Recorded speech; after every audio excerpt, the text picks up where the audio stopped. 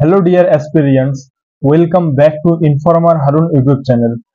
তো ডিয়ার অ্যাসপিরিয়েন্টস, আজকে আমরা আলোচনা করব যে ডাব্লিউবিপি সাব ইন্সপেক্টর এর লাস্ট 90 ডেজ স্ট্র্যাটেজি। তোমরা এই লাস্ট 90 দিনের মধ্যে কিভাবে তোমাদের সিলেবাসটিকে কভার করতে পারবে এবং পুলিশ হওয়ার স্বপ্নটিকে পূরণ করতে পারবে। তো আজকের টপিকে আমরা আলোচনা করব making effective time table for 90 days. 90 দিনের একটি গুরুত্বপূর্ণ টাইম টেবিল তৈরি করব। আর আজকে যে টাইম টেবিল এই ভিডিওর মাধ্যমে আলোচনা করব সেটি তোমরা তোমাদের মতো করে সাজিয়ে নিতে পারবে। তারপরে আলোচনা করব listing important topics of math, reasoning, English, GK, GS. এই math, English, reasoning, GK, GS এর ইম্পর্টেন্ট টপিকগুলো যেগুলি প্রিভিয়াস এক্সামে এসেছে, বারবার এসেছে, সেগুলো আমরা লিস্ট করব। তারপরে করব যে how to complete listing important topics. এই যে কমপ্লিট হওয়া ইম্পর্টেন্ট টপিকগুলো বা লিস্ট করা যে ইম্পর্টেন্ট টপিকগুলো রয়েছে সেগুলিকে কিভাবে কমপ্লিট করব। তারপরে 4 নম্বরে আলোচনা করব কিভাবে মক টেস্ট দিতে হবে বা মক টেস্ট দেওয়ার সঠিক নিয়ম কি রয়েছে, কিভাবে আমরা প্রপার অ্যানালাইসিস করব সেটি আলোচনা করব।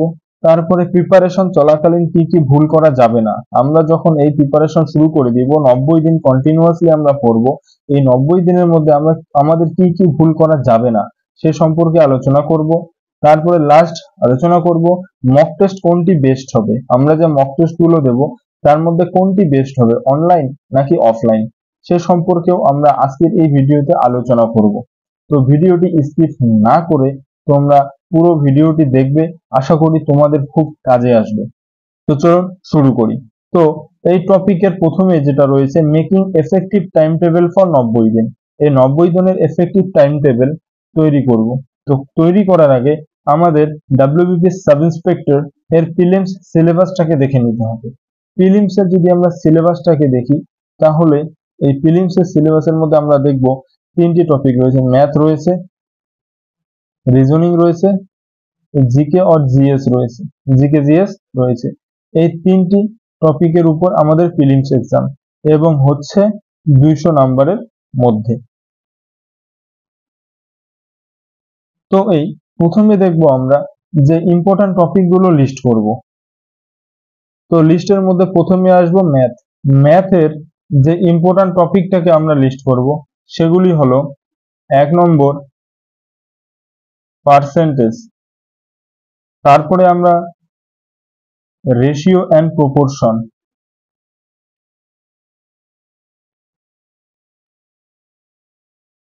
তারপরে রয়েছে simple interest and compound interest, time and work, তারপরে রয়েছে অ্যাভারেজ,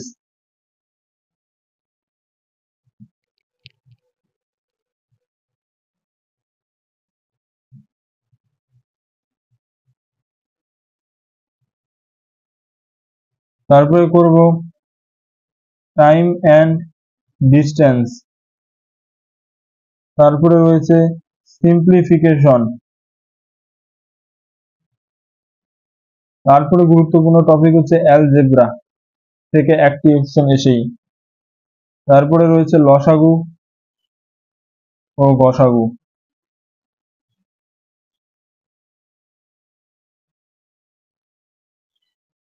এই হলো ম্যাথ এর ইম্পর্টেন্ট টপিক। এই কয়টি টপিক যদি আমরা খুব ভালো করে কভার করি তাহলে আমাদের ম্যাথস যে থাকবে ডাব্লিউবিপি সাব ইন্সপেক্টরের জন্য যথেষ্ট। আর এক্সট্রা কিছু অ্যাডভান্স ম্যাথ রয়েছে, তার মধ্যে রয়েছে যেমন ত্রিকোণমিতি। এরপরে আমরা দেখব রিজনিং এর ইম্পর্টেন্ট টপিক কি কি রয়েছে। তো রিজনিং এর ক্ষেত্রে আমাদের ইম্পর্টেন্ট টপিক রয়েছে পাজেল রয়েছে, তারপরে রয়েছে কিউব অ্যান্ড ডাইস থেকে আসে, তারপরে আসে সিলোগিজম, তারপরে ভেন ডায়াগ্রাম, তারপরে ইম্পর্টেন্ট টপিকস রয়েছে সিটিং অ্যারেঞ্জমেন্ট, সিটিং অ্যারেঞ্জমেন্ট, তারপরে কিছু রয়েছে স্টেটমেন্ট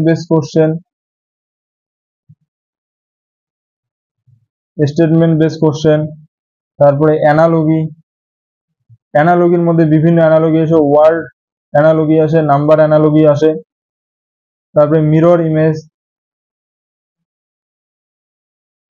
ইমেজ রয়েছে, তারপরে মোস্ট ইম্পর্টেন্ট যেটা হচ্ছে ব্লাড রিলেশন থেকে কোশ্চেন আসে, কাউন্টিং ফিগার খুব বেশি ইম্পর্টেন্ট, তারপরে ক্যালেন্ডার, সিরিজ, এগুলো মোস্ট ইম্পর্টেন্ট টপিক। এই টপিকগুলো থেকে প্রত্যেক বছরেই এসে থাকে এবং এসেছে। তো এই যে টপিকগুলো বললাম রিজনিং এর, সেই টপিকগুলো খুব ভালো করে তোমরা কভার করবে। এরপরে যেমন আমরা আলোচনা করব জিকে জিএস এর ক্ষেত্রে হিস্ট্রির মধ্যে যেমন রয়েছে ইন্ডাস ভ্যালি সিভিলাইজেশন, তারপরে ভেদিক পিরিয়ড, জৈনিজম, বুদ্ধিজম খুব ইম্পর্টেন্ট, তারপরে মিডিভেল থেকে মুঘল এম্পায়ার যেটা রয়েছে, সেটা ইম্পর্টেন্ট, তারপরে মডার্ন হিস্ট্রির মধ্যে যেটা 1857 যে রিভল্ট হয়েছিল সেটা, তারপরে governor general of India, governor general of Bengal, তারপরে ইন্ডিয়ান ন্যাশনাল কংগ্রেসের যে অ্যাক্টিভিটিস সেগুলো থেকে কোশ্চেন খুব বেশি করে আসে হিস্ট্রি থেকে। এরপর যদি জিওগ্রাফির কথা বলি তাহলে হাইয়েস্ট পিক অফ ইন্ডিয়া, তারপরে তোমাদের পড়তে হবে important lakes and river of India, তারপরে ফরেস্ট পড়তে হবে, মাটি পড়তে লাগবে, সয়েল থেকে আসে, তারপরে আসে তোমার রিভার প্রজেক্ট যেগুলো রয়েছে, ড্যাম রয়েছে, ক্লাইমেট থেকে আসে, আর রয়েছে যেমন biosphere reserve of India, national park, তারপরে ইম্পর্টেন্ট সেঞ্চুরিজ যেগুলো রয়েছে সেগুলো থেকে আসে। ইন্ডিয়ান পলিটি থেকে যেমন কোশ্চেন রয়েছে, ইন্ডিয়ান পলিটি থেকে যে আর্টিকেলস থেকে আসে, তারপরে আসে প্রেসিডেন্ট থেকে, সুপ্রিম কোর্ট, হাইকোর্ট, গ্রাম পঞ্চায়েত থেকে যেটা রয়েছে পঞ্চায়েত সিস্টেম, তারপরে প্রাইম মিনিস্টার, প্রিয়াম্বল থেকে কিছু কোশ্চেন আসে, ফান্ডামেন্টাল ডিউটিস থেকে কোশ্চেন আসে যেগুলো আর্টিকেলস এর মধ্যে পড়ে। তারপরে ইকোনমির মধ্যে যেটা রয়েছে সেন্সাস 2011 যে জনগণনা রয়েছে সেটা খুব ইম্পর্টেন্ট, সেখান থেকে কোশ্চেন আসে। তারপরে 5 ইয়ার প্ল্যান যেটা রয়েছে সেটা থেকে আসে কোশ্চেন। তারপরে সায়েন্সের ক্ষেত্রে তোমাদের মাস্ট পড়তে হবে যেগুলো বায়োলজির মধ্যে পড়ে, ভাইরাস আর ব্যাকটেরিয়া, তারপরে তোমার হচ্ছে laws of motion, circular motion, light, physics থেকে এগুলো পড়তে লাগবে। তারপরে আর একটা পার্ট রয়েছে জিকে, জেনারেল নলেজ যেটাকে বলে জিকে, স্ট্যাটিক জিকে, সেটা হচ্ছে ফার্স্ট ইন দ্য ওয়ার্ল্ড যেমন মেল ফিমেল, তারপরে books and author, static books and author, first in India, male female, তারপরে ইম্পর্টেন্ট ডেজ, তারপরে তোমার হচ্ছে অ্যাওয়ার্ড অ্যান্ড অনার্স, তারপরে ভারতের বিভিন্ন ফেস্টিভ্যাল, তারপরে ইন্ডিয়ান ডিফেন্স সিস্টেম থেকে কোশ্চেন আসে।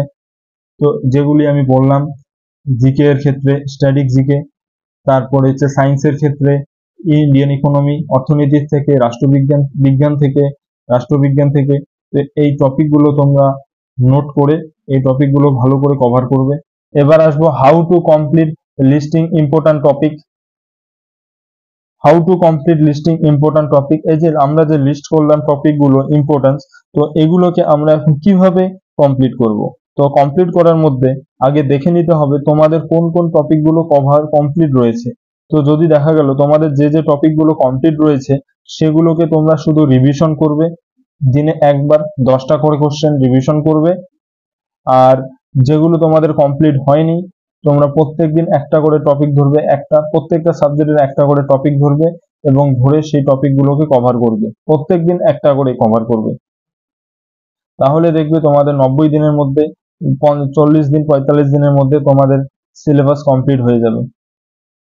এরপরে কিভাবে মক টেস্ট দিতে হবে, মানে হচ্ছে মক টেস্ট দেওয়ার সঠিক নিয়মগুলি কি।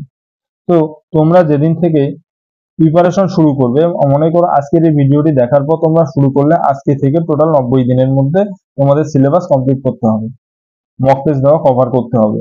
তো আজকের থেকে তোমাদের আজকে প্রথমে একটা তোমরা শুরু করার আগে ফুল লেন্থ টেস্ট দিয়ে দিবে, একটা দেওয়া কমপ্লিট। দেওয়ার পরে দেখবে যে তোমাদের স্কোর কত আসতেছে। 200-র মধ্যে দেখা গেল তোমাদের স্কোর 130 আসতেছে, 130 তোমাদের আসতেছে, বা 200-র মধ্যে তোমাদের 110 আসতেছে। তো এবার 130 থেকে তোমরা কিভাবে 160-এ নিয়ে যেতে হবে, বা 110 থেকে তোমরা কিভাবে 160-এ নিয়ে যেতে পারবে, তো সেটা হচ্ছে মেন। তো এখন 160-এ নিয়ে যেতে গেলে তোমাদের প্রথমে করতে হবে ভালো করে অ্যানালাইসিস। প্রথমে আগে দেখে নিলে ফুল লেন্থ টেস্ট দেওয়ার পরে তোমাদের কোন কোন টপিক বা কোন কোন সেকশন থেকে ভুল হচ্ছে সেগুলিকে নোট ডাউন করে নিলে, তারপরে একটা একটা টপিক, তারপরে যখন তোমরা এই প্রিপারেশনটা শুরু করে দিলো 90 ডেজের স্ট্র্যাটেজি, তখন তোমরা সেকশনাল মক টেস্ট, তারপরের দিন থেকে সেকশনাল মক টেস্ট দিলে। যে দেখা গেল আজকে ম্যাথের থেকে সেকশনাল মক টেস্ট দিলে, তো সেকশনাল মক টেস্ট দেওয়ার পরে দেখলা তোমাদের কোন কোন টপিক গুলো ভুল বা কোন কোন টপিক থেকে তোমরা কোশ্চেন অ্যান্সার করতে পারছো না, তো সেই টপিক গুলোকে তোমাদের ভালো করে কমপ্লিট করতে হবে। নেক্সট দিন যেদিন তোমরা সেকেন্ড সেকশনাল মক টেস্ট দেবে, সেদিন যাতে ওই টপিক গুলো থেকে আর ভুল না হয়। এইভাবে যদি তোমাদের ভুলগুলোকে সংশোধন করো, দেখবে তোমরা কম দিনের মধ্যে 130 থেকে 160-এ নিয়ে যেতে পারবে। তো এইভাবে তোমাদের মক টেস্ট দিতে হবে এবং অ্যানালাইজ ভালো করে করতে হবে কোথায় ভুল হচ্ছে, এবং আবার দেখতে হবে যে জিনিসগুলো তোমাদের জানা সেগুলোর মধ্যে ভুল হচ্ছে কিনা। যদি ভুল হয়, আবার যে হ্যান্ড রিটেন নোটস তৈরি করেছো সেখানে গিয়ে ভালো করে রিভিশন দিতে হবে, প্র্যাকটিস করতে হবে, তারপরে আবার এসে মক টেস্ট দিতে লাগবে। এভাবে তোমাদের 45 দিন অবধি তোমরা সেকশনাল মক টেস্ট দিবে। 45 দিন যখন তোমাদের কভার হয়ে যাবে, তারপরে তোমরা ফুল লেন্থ মক টেস্ট দেওয়া শুরু করবে। প্রিপারেশন চলাকালীন কি কি ভুল করা যাবে না, তো তোমরা এই 90 দিনে যখন তোমরা টার্গেট নিয়ে প্রিপারেশন করতেছো বা শুরু করবে ভাবতেছো, তো সেই সময় তোমাদের মাল্টিপল সোর্স রাখা চলবে না। যে একটা বই আছে, একটা বই ম্যাথের জন্য 3টে বই, রিজনিং এর জন্য 2টো বই, তারপরে জিকে জিএস এর জন্য 4-5টা বই, এরকম মাল্টিপল সোর্স রাখা চলবে না। যে কোনো একটা করে সোর্স রাখো এবং ওই একটা সোর্সের উপর ভালো করে কাজ করো, তাহলে দেখবে তোমাদের প্রিপারেশনটা খুব তাড়াতাড়ি খুব সহজে হবে। তারপরে মক টেস্ট কোনটি বেস্ট, অনলাইন নাকি অফলাইন? তো এখন মক টেস্ট কোনটি বেস্ট, অনলাইন নাকি অফলাইন যদি বলি, দুটোই বেস্ট। তোমরা যদি অনলাইন দাও, তাহলে অনলাইনের ক্ষেত্রে তোমাদের মেন হচ্ছে অ্যানালাইজ অলরেডি করে দেওয়া থাকে, ওখানে শো করায়, ডেটাতে শো করায় কোনটা ভুল, কত পার্সেন্ট ভুল করলা, অ্যান্সার কতটা করা হয়েছে, তার মধ্যে কতটা রং হয়েছে, সব অটোমেটিক দেওয়া থাকে, অটোমেটিক উঠে যায়, অ্যানালাইজ হয়ে যায়। কিন্তু অফলাইনে সেটা হয় না, অফলাইনে তোমাদের নিজেকে করতে হয়। কিন্তু পরীক্ষা যেহেতু অফলাইন বেসড হবে, তো তোমরা দুটোই এক্সাম দাও, অনলাইনেও দাও অফলাইনেও দাও। অনলাইন যখন দেবে, এক্সামের টাইম দেখা গেল এক্সাম 12টার দিকে শুরু হয়, বেশিরভাগ এক্সাম 12টা PM 12টার দিকে শুরু হয়, 12টা থেকে 1টা-1.5টা অব্দি হয়। তো এবার তোমরা অনলাইন যখন এক্সাম দিবে, প্রত্যেক দিন ওই 12টার সময়ে দিবে, প্রত্যেক দিন 12টার সময় দিবে। অফলাইন যখন দিবে তবুও প্রত্যেক দিন 12টা, 11টা 12টার দিকে অফলাইন এক্সামেও দিবে, বাড়িতে বসে 11টা 12টার দিকে এক্সাম দিবে। তাহলে কি হবে, যে এক্সাম দেওয়ার যে মাহলটা আছে সেই মাহলটা তোমাদের তৈরি হয়ে যাবে, টাইমিংটা তোমাদের তৈরি হয়ে যাবে। এবং তোমাদের অনলাইন যদি তোমরা মক টেস্ট দাও, তাহলে তার জন্য টেক্সট বুক সব থেকে বেশি ভালো, টেক্সট বুকটাই ভালো, তার কারণ এখানে সোর্স অনেক রয়েছে আর কোশ্চেনের সোর্স অনেক রয়েছে। আর যদি অফলাইন দাও, তাহলে অফলাইনের জন্য ক্রাক পলিস সার্ভিস রয়েছে, প্র্যাকটিস সেট 30টা করে প্র্যাকটিস সেট থাকে, 30টা কোনো 25টা, তো এরকম থাকে। সেগুলি তোমরা পারচেস করে অনলাইন থেকে অ্যামাজন ফ্লিপকার্টে পেয়ে যাবে, সেখান থেকে তোমরা কিনে নাও, কিনে নিয়ে প্র্যাকটিস করা শুরু করো। ফুল লেন্থ মক টেস্ট দাও, সেকশনাল দাও, যখন সেকশনাল মক টেস্ট দিবে তখন অনলাইনে, আর যখন ফুল লেন্থ দিবে তখন অফলাইনে দিয়ে দিবে বাড়িতে বসে, অনলাইনও দিবে অফলাইনও দিবে। তো এভাবে তোমাদের এই 90 দিনের মধ্যে একটা প্ল্যানিং করে করতে হবে। এরপরে এখন আসবো যে making effective time table for 90 days. 90 ডেজের যে এফেক্টিভ টাইম টেবিলটা রয়েছে সেটা কিভাবে করবে।